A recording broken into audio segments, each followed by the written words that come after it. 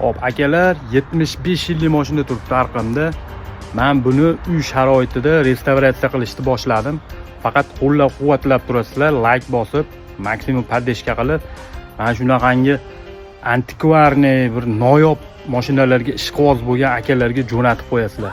75 yil bo'lgan mashinaga apparatni qo'yasiz. Вообще dahshat. Urushdan keyin ishlab chiqarilgan 50-yili. Nomini bilganlar kommentga yozib ketinglar. Nima apparat bu? Men o'sha restavratsiya boshladim. Balonlari hali ham o'sha SSR modelda turibdi hali ham. Sostoyaniyasi вообще четкий, baquvvat turibdi. 75 yillik mashina. Bunaqa turishi juda muammo. Mana ichlari o'zi chochib tashlaganman, ichlarni ham o'zi. Baquvvat ekan, hali sostoyaniyasi zo'r.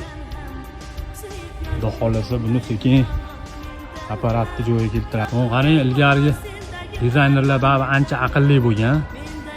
Mana arqa nima yo'q, burchi yo'q. Вообще четкий model, dizayn четкий ishlangan.